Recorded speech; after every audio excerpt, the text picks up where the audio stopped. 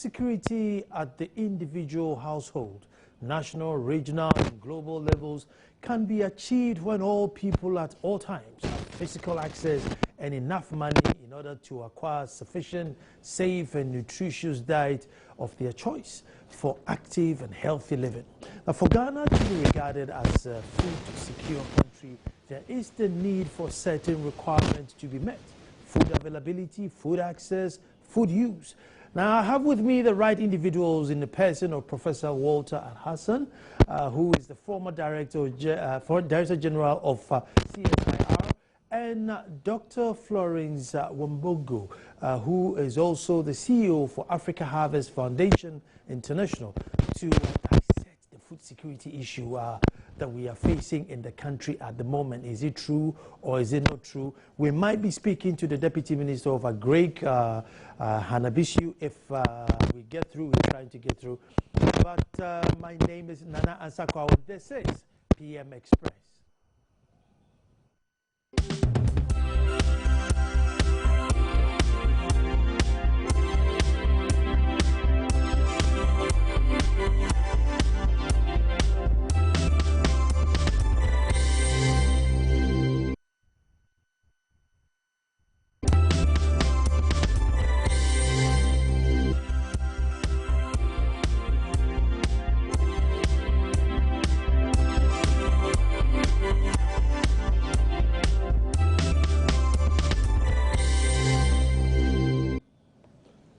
Well, recently, peasant farmers have warned that if their situation don't change, there is not going to be enough food in the country next year for us to eat. And so we just want to find out, what is it that makes this time different? Is it that they are growing, they are planting and it's not growing, they are not getting subsidies, roads to the market? What has changed that this year, that's different from last 5 years or last 10 years? So with me to discuss this, and I'll start from my extreme left, is Professor Walter Alhassan, who is not a stranger to the show, also former Director General of CSIR. Prof, you're welcome. Thank you. And then our lovely lady, who's a stranger to the show, but now she's become a member, is Dr. Florence Wambugu, who is the CEO for Africa Harvest Biotech Foundation International. Yep. Thank you for having me here. You're welcome. Prof, let me start with you. Yeah. Is there, food shortage looming in the background or in the near future? Yeah. Well, at the moment, we seem to have enough. There are a few problems related with the movements of the commodities from the farm, from growing areas to the markets. And some of it are related to issues that have become very topical these days. For instance, issue of fuel. Once fuel grows up, it affects the carting of foodstuff. And also roads, the road infrastructure, the condition of the roads will also determine whether or not food's moving. But as at now, I think there are stocks available, but the problem is moving them in. But looking into the future, also hearing some of the concerns of the farmers, to be able to do agriculture successfully, first of all, you need the inputs. And we begin with the seed. This is where, if you don't have the right seed material, even if you have all the other inputs in place, you're not likely to produce adequately. And if you also get the seeds, you need agro inputs. These days, soils are, due to constant cropping, shortage of fallow period, that is the fallow period, the period which will allow the soil to rest before you come back. Because of growing population, we do not allow the soil to rest to regenerate the natural fertility. So we need additional chemical fertilizers to put in. And these are becoming very expensive now. This year, I understand the subsidy issue, some farmers are complaining that a bag of fertilizer costing about 100 Ghana cedis. It's too much for some of the farmers. So casting your mind into the future, if the situation does not improve, then I'm afraid maybe what the farmers are saying could happen, that they may not be able to produce as much as they've been doing in previous years that they had all this assistance. Then the issue of water. That one is controlled by nature. We have recurrent droughts and flooding. So again, that also creates a strain on agriculture. And you need certain technologies which can take care of periods of droughts. You also need certain technologies to take care of periods of flooding to enable the farmer to grow something. So grossly, this is what I've... But to answer your question briefly, I'll say for now, I don't see that we are starving in Ghana. We don't. It's not like maybe you see the situation in other countries. But if we don't take care, in the future we may run into problems. Doc, let me come to you. Is there anything that's happened this year that makes it so different as to the other years, why the farmers will be saying we wouldn't get food in the future? I'm not particularly aware of the situation in Ghana. Okay. But I'm aware that many African countries have the same challenges. Because if something happens between one year and another, they don't have a backup plan, or they don't have what I call strategic reserves. If you look at the countries who are really food secure, they are not affected so much about a season, one season, or one or two seasons. They have what you call strategic reserves, which should last a number of years. And none of the African countries are secure to the point that if there's a drought, they are not in problems. Or if there's a flood, they are not in problems. So I think other than worrying about year and year, we should be really looking at long-term solutions, where we should say, not only are we food secure, even next year, whether rain or shine, we shall be food secure. And so that's truly an African challenge, because all countries have the same struggles, not just Ghana alone. I mean, I know I see your book there says biotechnology in Africa. Now, doesn't get more controversial than that when you mention biotechnology. Listening to the challenges that Prof mentioned, water, depending on nature, access to roads, storage, would this make any difference, biotechnology? It would make a difference, but it's not a total solution. It's just just one of what I call one of the tools that could make a difference. Looking at countries that are using biotechnology, it doesn't solve all the problem, but it does really reduce some of the costs, like input cost, where it has been used well. And we have seen several cases in South Africa, in Burkina Faso, in Egypt, in Sudan, and other developed countries, or even developing countries like India and China, or Brazil and developed countries. You can see there is a unique opportunity where biotechnology can reduce a lot of costs in the input costs, especially costs on the use of the pesticides, which reduce, sometimes they take up to 40–20% of the crop. So that will increase the yield, and that amount maybe would help us to get some in the strategic reserves. But again, it has to be remembered that every technology, and not biotechnology alone, is not enough. You still have to do irrigation. You still have to have fertilizer there. You still have to do the other management. But it would make a contribution. Prof, why are some countries rejecting, biotechnology and some accepting it? Well, yeah.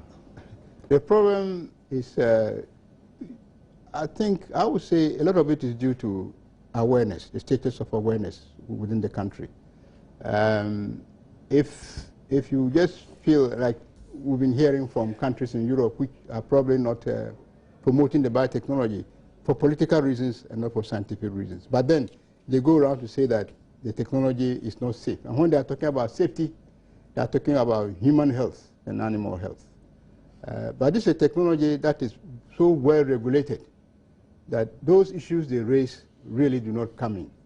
The only issues which you can raise maybe for biotechnology, because that one is based upon the ecology in which you are, the issue of what we call gene flow. That is the material moving into an organism that you didn't intend. That can happen. Even natural plants also do that, not only necessarily GM crops. But again, there are regulations to also check that this has not happened, or even to regulate that this doesn't happen all the time.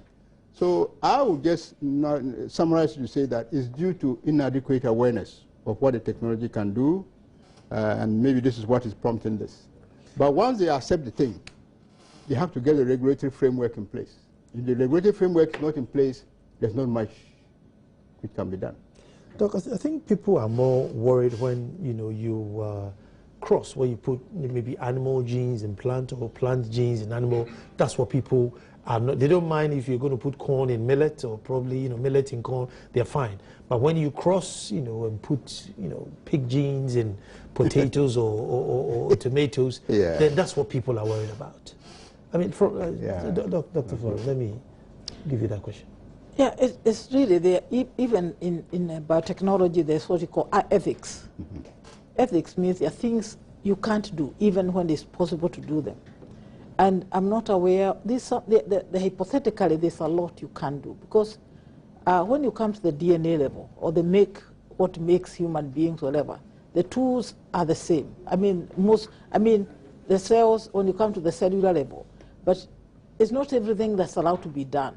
You see, not everything you can do that you're supposed to do. We have got ethics, even in biotechnology. Mm. And it is regulated. Like in this country, what I learned when I've been here is that there's a very well systematically developed regulatory system. Started 10 years ago. Something that have been jumped into. And systematically, they have not only been establishing a very strong regulatory system, it also goes across medical and crops. That means they're not going to take, like you mentioned, pig genes and put them in crops. Mm. They are going to be considerate of what they do and even be sensitive about those issues. And it is really supposed to have a public hearing, a public forum, even the regulator itself, to ensure that what the scientists are doing is ethical and it doesn't cross the boundaries. Doc, Prof, you see, if you look at we are protecting intellectual property. Right. So how then do you regulate it? Because then he's not going to tell you how I came about this seed or this gene. And you can't extract it from him because it's his, his right. So where's the fine line to make sure that, listen, you need to disclose how you come about this seed? Where do we draw the balance to make sure that we are not eating what we're not supposed to? Good. The regulatory system makes provision for full disclosure to the regulatory agent, and also for others to be able to go to the regulatory agent and find out what information has been disclosed, unless the owner who is bringing the technology has decided that certain portions are confidential, that will affect his business if it is made known to the outside. But the regulatory agency must look at this and determine whether or not they agree with the person who is coming to patent the particular technology. If they find out that it's true, disclosing this to the general public may affect their business in one way or the other. They will not disclose it, but then they have the information. So you cannot hide whatever it is in there. Otherwise, you will never get the permit, because they will look at the thing and find out, like Dr. Flores Wambugu said, whether it's ethical. If it's not ethical, Prof, I mean, you've been in the business for these pharmaceutical boys. They are in there for their money. They know. I know they're not out there to produce poison or kill anybody. No. But if they have a drug that's got like a really long-term effect or a minute effect, they are big boys. They are big players. They won't come and hands up. Oh yeah, I've got this thing in there and it's wrong. They would choose their money over your health, especially this side of the continent where we are always cap in hand, and that's the danger. Yeah, no, but they have to disclose fully. We have the Food and Drug Authority here in Ghana. They have to look at these things. You cannot just import just any drug and put it on the market. They will have to vet it to make sure, and you have to disclose what the active principles are in it, so that they can determine whether or not the thing is safe. The dosage you have given, and they must make sure that it is not going to endanger. But if they find out that the thing is fake in one way or the other, you'll be hearing it on the news. It will be withdrawn. But according to the Plant Breeders Bill, I think the Section 23, yes, it gives the guy who's coming with this technology absolute autonomy. That this is even the sovereignty of the nation cannot, tell him to disclose what is in there. No, it's a variety that is coming to protect. he has to disclose what is but in it's it. in the plant breeders bill that it is his intellectual property. It is his intellectual property, but not to the regulator. The one, you see, you cannot go and take it without his permission and plant and make money.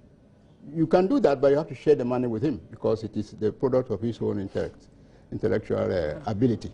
So you have to share. But if you take it and then you invested years of research and inputs into developing the technology, so they must get their money back in one way or the other. If you keep doing that, in future nobody will come and produce any new knowledge. And eventually, the very farmer we are protecting is going to suffer. So they have to disclose what it is that they are bringing. And that 23 you mentioned about the giving full right to the plant breeder, that is the confidence that you need to instill in the person. I've looked at that clause. To me, it's one of the best clauses in there because it gives you the assurance that the government cannot come, wake up one day and suddenly take the technology that I have developed over the years because there's a problem in the country. They have to negotiate with you. And that's the truth of every technology. Yeah. Let me Florence, I mean, if you look at the African continent, you know, due to probably, I don't know if I say weak leadership, we have positioned ourselves and we are always at a disadvantage. Now, you're talking about food. Now, as soon as you plant seed, which somebody produces in their country, I mean, you're literally, your mouth is in somebody's factory. And until that factory gets up to work, you don't eat. I mean, why would we want to even consider it? You know, I think again that is, there's a bit of misunderstanding there. Okay. If you look around, I can give an example of my country, and I'm sure we have, this is not a new concept. The hybrid seeds of maize or all these have been developed by company. Even in my own country, Kenya Seed produces hybrid seeds. And if they own patented technology, actually, they do not necessarily allow the farmers to own the hybrid seeds. And the farmers are buying every year. So it's nothing new. And the farmers buy because they see the hybrid seed will be superior, it's a bigger comb, it diffuses to the top, it doesn't get the opening up at the tip and the fungus come and grow. And they still retain their own varieties. And sometimes they do grow both. But you find the hybrid seeds have a big advantage. That truly, even Kenya seed, some seeds, sometimes our seeds are taken to other countries. So the concept of buying seeds from companies is not new. And it has got its own advantages. And what I have seen over time is that people have learned that even when you don't own something, you can benefit from it. And truly, that's not the only thing. Even you look at the pharmaceuticals. All the farmers are owned by 5 big companies. And we have been benefiting from pharmaceutical companies developed by companies outside the country. And so it's not necessary that we must own and understand and be able to even cell phones, which we are having. And we haven't manufactured them. What is important is exactly what my friend here, Hassan, is saying. We must regulate. We must have African scientists who understand this technology. So it's not being told about us. We actually providing leadership. People who are born here, people who have been bred here, it's important to go abroad and learn and come back. And this book is about that because truly, you know, there's this misconception that all the science is out there. Nobody knows in Africa about anything. This book has been written by African scientists, including he has contributed a chapter there. And also Dr. Adere from Adewa from here. Fala. We've got scientists here from South Africa, scientists from Egypt, all of us getting together, going to a workshop and writing the book of what is we are doing here in Africa. In our own research in Africa Harvest, we're already working on nutritional enhancement of sorghum to add vitamin A. Why? Sorghum is an African crop. It's deficient in vitamin A. And many people have problem with vitamin A, including here in this country. We got other scientists in South Africa who are working on another major African problem called maize-streak virus, which reduces the maize production. And so it's important the African scientists themselves take a lead and understand. In this, like our sorghum project, we have trained over 78 African scientists in all aspects, gene technology, breeding, molecular, testing, biosafety, all the aspects. And so when they come back, the other one providing leadership. You can partner with so-and-so, another company, Syngenta, Pioneer, DuPont, Monsanto, but the Africans need to read in their own countries. And that's the way we're going to come out of this. Then we need a regulatory system. The regulator is the gateway, just like you have the traffic policemen, to ensure that the cars are not killing people on the road. And so that's the way to benefit from this kind of technology. It's not to be afraid, because again, if you look now, if you look at biotechnology or GM technology, it's become a global. There are currently 29 countries all over the world. And this is not something you can say Africa is a testing ground, because we are now in the 20th year. The commercialization started in 1996. And the people who started even using this technology are developed countries like America, Canada, Australia, name it. And then it came to India, Brazil, China, Argentina, came to South Africa. Now it's slowly creeping up to countries like Burkina with cotton, which you are aware is your neighbor in the north. They are benefiting a lot. They're making a lot of money from cotton. They have joined the AGOA market. Egypt is commercialized maize, Sudan is commercialized cotton, and so on and so forth. So I don't think we should be afraid and shy away and fear and scare. What we need is find what benefits us most. Not everything we need. Maybe cotton, or take something else, and then have a strong regulatory system. Transfer in your own varieties that adapted your country. Have a cost-benefit sharing with the companies, or have some of technology which you yourself have developed. And that's the way, for example, Brazil has done this. They have first started partnering with their country, then they built their own capacity, now they got their own varieties. Because again, the companies in the north are going to focus on crops of the north, or crops with big uptake, like cotton, maize, rice, wheat. But they're not going to come and focus on your cassava, or focus on your banana, or focus on your yam.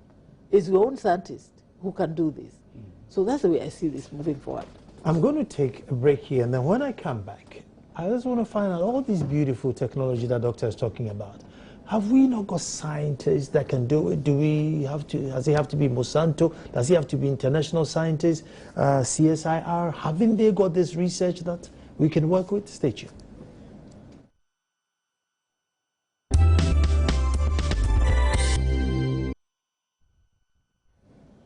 Food security, another very sensitive subject, another very serious subject. One of those big decisions we have to make today, so that when posterity comes and they are judging us, they will judge us fairly, that they took the right decision and not the wrong one. Just before one on a break, and I'll put this to Prof. Prof, I just want to find out, Doc, explain to us that, these technologies are good, they will help you do this thing.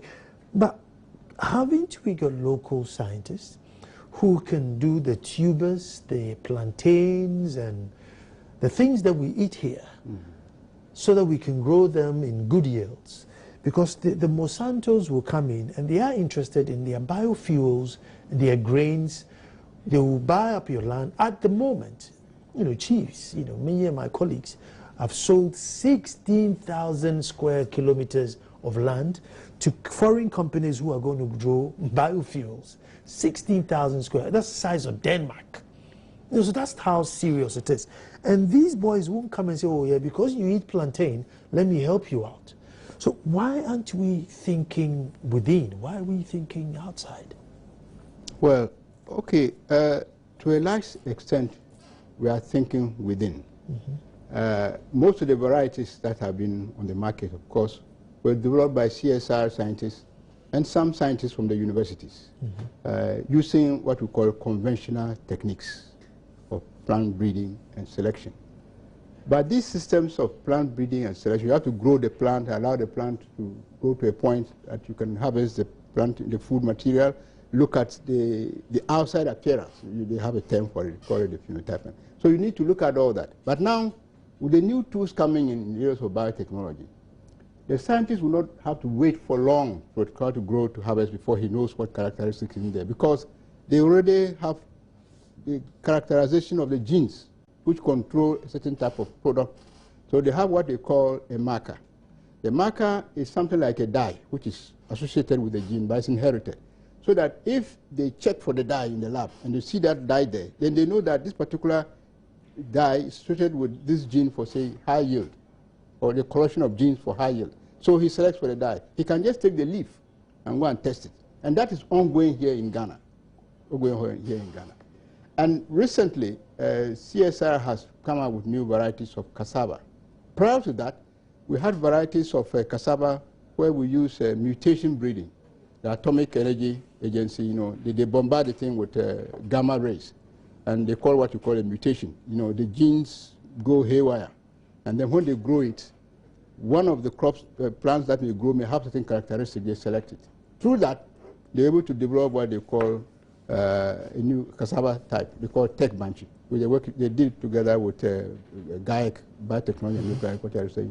But that's one type of technology. It's not very precise as biotechnology. Biotechnology, you know what the gene you want is, you remove it and transfer it into another individual. So we've been developing our own varieties. Now, with the use of marker, for instance, cassava. Cassava is not like maize, where you can just collect the pollen and go on. So breeding cassava takes a very long time, maybe 10, 12 years before they come out with a variety. But now within a year, they can come out with something that they can select and continue more what they call agronomic. They plant it to see whether they need the spacing and so on, and weeding and all that. That comes in. But the variety development takes a very short period of time because they can use the market. So they can do that. So our scientists are doing that. Now, the GM technology that you are talking about, we couldn't go into that area here. But some of the scientists went for training. They know it. But without a regulatory framework, you cannot handle these things unless you do it under what you call containment. Even under containment, you have to get regulatory clearance. But now that we've got it in Ghana, the scientists are going to start working in that area. Already, we are at what we call the confined field trial stage. The work was done by our collaborating scientists outside the country in terms of developing a new plant variety using the new tools of biotechnology. But we have a law now in Ghana which will allow us to test the efficacy. And that is ongoing now at the CSIR. Doc, if you're saying that we're doing this thing local, then why do we need a plant breeders bill, which obviously doesn't, is protecting people who are coming in from outside? No, far from it. And I'm glad that my colleague is here from Kenya. The plant breeders bill is neutral. It can protect you. Once you invest to come out with a new variety, and note that you don't patent the plant maize, for instance. Nobody can patent maize. But if you come out with a variety of maize, because you've done a lot of breeding and so you come out with a certain type of maize, which has a certain color, or it has a certain content of vitamin and things, you have invested in it. That's a new variety. You can protect it. And that is that holds for everybody who comes with new knowledge, be it a Ghanaian or a foreigner. And in the case of Kenya, when they went under the plan, they had a plant breeders bill and joined the law and joined but the truth of the matter is that the maize will be coming predominantly from outside and not from here. No, it will come from here because it's going to be grown here. It's grown here by our own farmers. No, but you don't own the patent. I mean, Monsanto keeps coming up, and as soon as it comes up, people panic. Because even the big countries aren't able to handle them because of their size and wealth. So let alone, small countries like there's us. nothing wrong with scientists collaborating with a company so that it's a kind of win-win thing. For instance, in Burkina Faso, they have this biotechnology, the BT cotton. Now, the INERA, the science research, the equivalent of CSR, they worked with Monsanto scientists for years, 5 years plus, until they got a variety that could grow. But the variety they've grown there is local variety which has been undergone selection over the years, but they put the gene inside. So there's a sharing. So you find out that the royalty, we have to negotiate properly. That's all. Monsanto is getting only 25% of the royalty. 75% goes to the farmers and the scientists of Burkina Faso. It just depends upon the way Burkina Faso negotiated with Monsanto, or Pioneer, if Pioneer is coming, or Syngenta Foundation, Syngenta Company, Syngenta is coming. So we have to be able to negotiate with them. It's a win-win thing. They are also interested in our own well-being, as we are interested in theirs too. It's a win-win thing. Before I come to, can CSIR develop a seed that we need here? They are doing that. Most of the varieties they have are developed by CSIR. All that maize you are eating in the country now, it's all developed by CSIR scientists.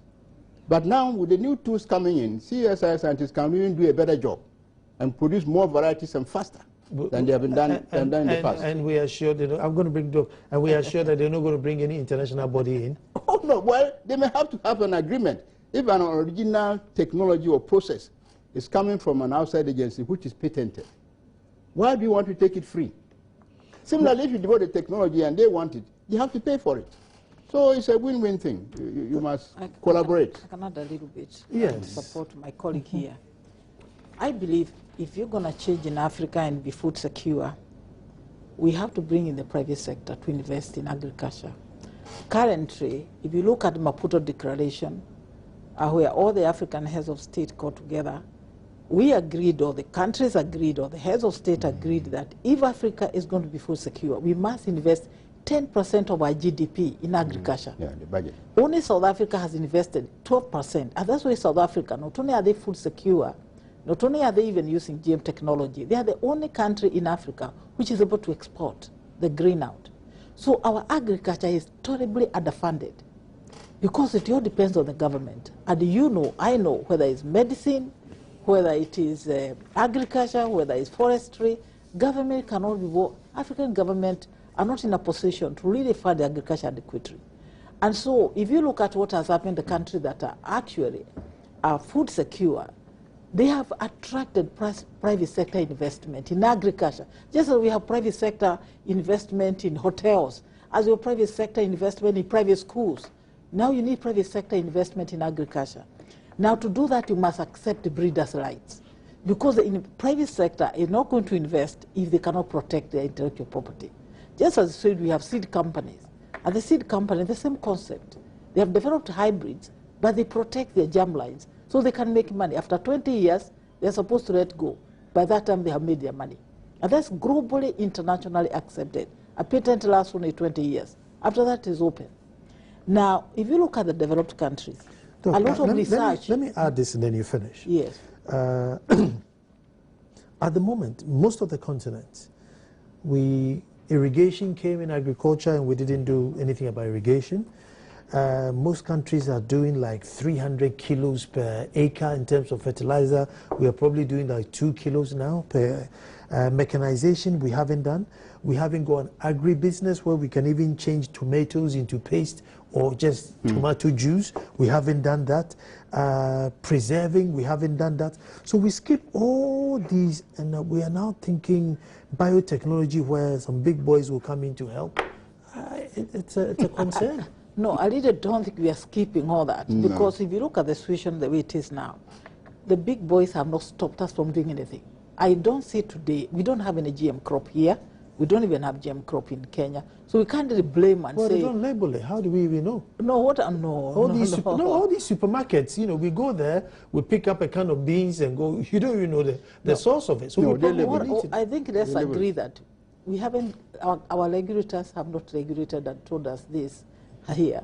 And they haven't gone to the market and said, do you have a GM? So I think it is only fair to assume that the government is responsible, our regulators are responsible. If there was a GM crop, they would tell us.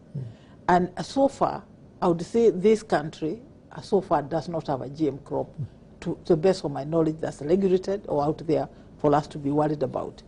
And so what I'm saying is that all these things we are supposed to do, nobody has prevented us from doing. The companies haven't prevented us from doing.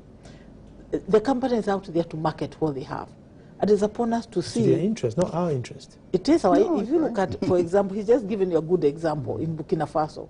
Why did they go to the partnership with the company to go to BT Cotton? They realized the amount of money they were spending on pesticide, they were not even breaking even or making money. So they realized, if we go into partnership with this company, we are going to make more money, and we are going to even share the profit. And they negotiated properly, and they are making money as compared to the time they were before. And they have penetrated their Goa market in US. If you look to South Africa, they are commercialized now 3-4 crops. It's the same thing. If you look at India, it's the same. If you look at Brazil or even China, China have got 15 million farmers all using GM technology to improve their crops. So but I then think the peasant farmers got poorer because... No, that's not true. If they went poorer, they would not be doing it. If they went poorer, and I think what needs to happen is that even the media need to go to the websites and read and see. If you're not making money, why would you buy those seeds again? The farmers are the most intelligent people when it comes to making money. If I go and buy hybrid seeds today and I don't make money, why should I buy next year? And if you look at this technology, and they look like the people who are monitoring the trend, every year, the technology uptake is more than 6% every year. Is the highest technology that has ever been adopted global. Why? The farmers make money. And because they make money, year after year, there's higher uptake, despite the fear-mongering, despite all the things. Because there's money being made, when people start using it, they continuously go into this. But what I'm saying is this: we must still invest in agriculture. It's not a silver bullet. Even in Burkina Faso, they invested in other things. They have invested in management of the crop. They have invested in improving the fertilizer. They have invested in a package of management. It's not a silver bullet. Now, if you look step back, 50 years, Asia was where we are today. Asia was in a desperate situation for food. They decided to have something called green revolution. And I'm sure you have heard about green revolution in Asia. The green revolution in Asia happened because a person by the name of Norman Borlaug, who is very famous, late Norman Borlaug, working with the Indian scientists like Swaminathan, they actually did research and came out with high-yielding varieties of wheat and rice, and those high-yielding varieties of rice became now the basis. They were yielding 3 times. They were better yielding, they were shorter, they were what. The Green Revolution rallied behind I think the thing is, if we have a high-yielding seed, which is local, like the Tek Banchi or, Batampa, everybody's fine with it. The issue that the average Ghanaian is saying that for a sovereign nation to go into a deal with another nation, and the subject matter is food. We're not talking cars where I'm going to produce Toyotas, you buy it. I'm going to produce corn, you buy it. And when next time you need it, you need my consent. Whether 25%, whether 5%, you need my consent. For a sovereign nation, I mean, they are powerful nations, Canada, Japan. These are people with good regulatory systems, and they are saying no. When I come back, we're going to find out, will countries like that be able to say no to these big boys? Stay tuned. Okay.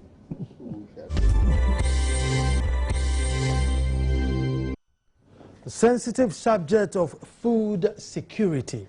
Now, everything that keeps coming up from my guest here is regulatory. Regulatory. You need to regulate. You need to keep the reins in. Now, just before we break, I was saying countries like Canada, countries like Japan, now they have got regulation coming out of every book, and they can regulate. And they are saying, no, we don't want this GM thing here. You look at our track record in Africa and in Ghana. Can we regulate? Even when the oil spillage came and we told them to collect it, they said, no, we're not going to collect it. We're not going to pay you anything. And our states couldn't do anything. Look at our gold. Gold prices suddenly went off the roof. President says, oh, can you give me a little bit of your profit? They said, no, we couldn't do anything. Can you do something? I'll lay people off. When these things, boys, come in, can we regulate them honestly? On paper, maybe we can, but have we proven that we can regulate them, Prof? Yes, I think we can, and I need to correct one impression. Countries like Canada and some of the places you mentioned, they have not come out to say that they are not going to take anything with the GM. It's countries in Europe, which even then, they've not said they don't want GM, but they have put very stringent regulatory measures in place, so it makes it difficult for you to come. But to take a short period of time. Steps? No, why? Because Europe, for instance, they say they are not, assuming we should use the language, it's a bit hypocritical. They say they don't want to use GM products. They don't want to grow GM in their own country, but they use GM products. Most of the soybean meal, cake that they use to feed their livestock, it's all from GM soybean, because they extract the oil, they bring it, and they feed their chicken, their poultry, dairy cattle, and they export these things to us here, and we consume. So they're using GM, and also they're using GM products to make their cheese, the camosin and all those things. They're all GM products. The enzymes they use to make their wine, their beer, and all that. They are genetically engineered microorganisms which produce them more efficiently. So basically, you say everybody uses GM. Yes, one form or the other. But they're saying that because they like it, they tell you that Even if we use it to make beer, the microorganism, the yeast should not be found in the beer. We filter it off. But it's the enzyme, whatever you use to do the fermentation efficiently is what we are using. We are not using, or even the cheese. The bacteria is moved from it, but the product which is so it comes back to the same thing. The oil, the soybean oil, you say there's no GM. I've seen it's labeled here in Ghana, and I have pictures of it. Maybe for another presentation, I was taken from our supermarkets. They've written there boldly that this oil is from soybean, which is genetically modified soybean. I mean, from wheat. Herbicide against weeds, herbicide. So they put it there. So regulation, considering our track record, and I've given you so many instances. Oil spillage, they say we don't care. Windfall, we won't give you anything. Do we have a track record to regulate the Monsanto and all these big boys who are into no, why not? We can regulate it. In fact, let me tell you, like we are trying BT cotton now at Sare. Okay, Monsanto is working with Sare, CSR Sare. Before they did, those are just field trials, multi-locational, together on farmers' fields. Before they did that, they had to get regulatory clearance, and I happen to be a member of the NBC. So they prepared a dossier. They brought it for us to look at to see whether the thing, if it approved, has any side effects. The gene which they used to do, everything was disclosed. How they did the transformation, everything was disclosed. So we said, well, this is safe enough. Our scientists can go ahead. They didn't just come here to start growing the thing. No. So the regulatory system within the country is quite robust enough to be able to... Entering the country, they will need permission. I mean, coming to find the oil, they can't come just and drill. But once the operation starts, African track record, let me bring my lovely lady in there. No, I think you're missing up one point here, that GM technology is internationally regulated. I'm sure you have heard about Cartagena Protocol, global protocol, which even this country has signed. Oil is internationally regulated. I'm saying the technology, every product in the market is internationally regulated. You cannot commercialize. You can't bring a product that's not internationally given a tick through Cartagena Protocol. Rules have been followed. The OECD country, which I'm sure this country is part of it, WHO rules, which looks at the health, global health, and then you have to have your national biosafety, 4 levels of regulation. And so all these are gates, gate 1, gate 2, gate 3, gate 4. Doctor, I'm sure you're aware of how much fake drugs there are in this country and in Africa, but they're all regulated. But there are fake drugs everywhere. Now, the case of fake drugs or fake product is the country here that's supposed to actually regulate, not the one. So that's the problem. You see, we don't even have the ability to regulate that. How are we going to regulate this thing where they have their intellectual shield as well? I think what we are saying is this.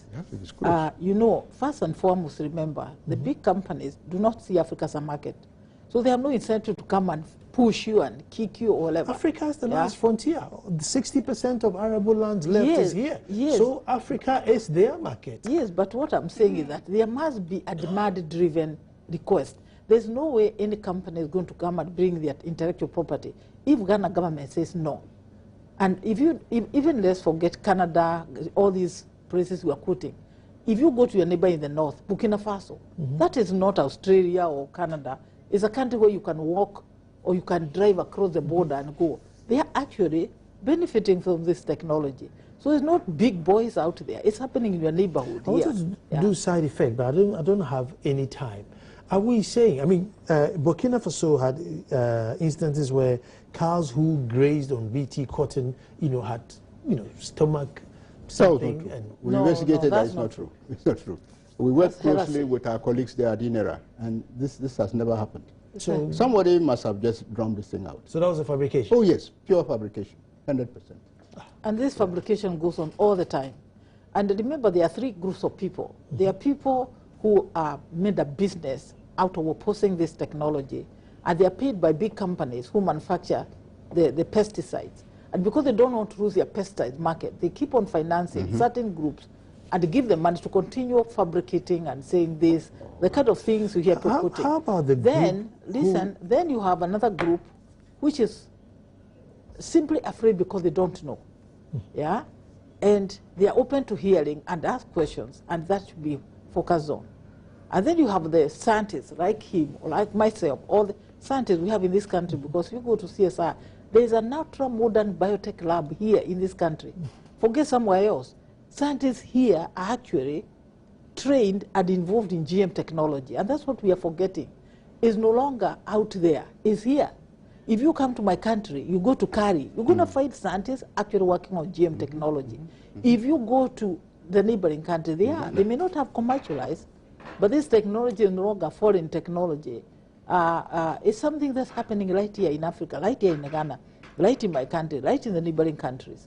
And like every other technology, the solution is not to continuously stay in fear and misinformation. It's for you to find out.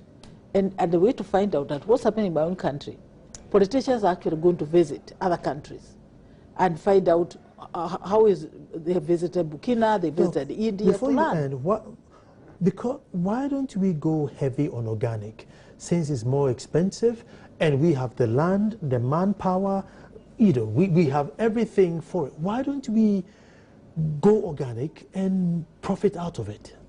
Now, listen, the organic is hyped, like the solution. It's very costly. In Europe, which organic is highly hyped, it's only 3%. Europe production is heavily based on chemicals. It's a chemically based economy, production economy. And there are problems of water, pollution, and so on and so forth.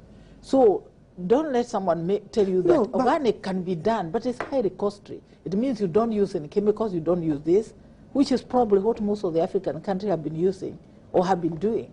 But you end up with very low productivity. Listen, the overall production of maize in Africa is actually less than 2 tons. No, it's less than 2 tons per acre, or less than 2 tons. Organic is good for a niche market. Yeah, exactly. A small market, because it's very costly. You pay a lot more for organic foods, and the only people with a lot of money can afford. Now, the overall production of maize in Africa is actually less than 2 tons per hectare. Because we ran out of time. Whereas people in the countries who are using those technology are producing 6 tons. When we are going hungry, that's why we go to look for food. Even in my own country, we are buying food from those countries. So how long are we going to continue to buy food or to beg? Well, I think maybe we have to continue this issue. I'm sure by all means come back on the table again. And thank you very much, Professor Walter Al-Hassan, former Director General, CSIR, and Dr. Florence Wumbangu, CEO, Africa Harvest Biotech Foundation International.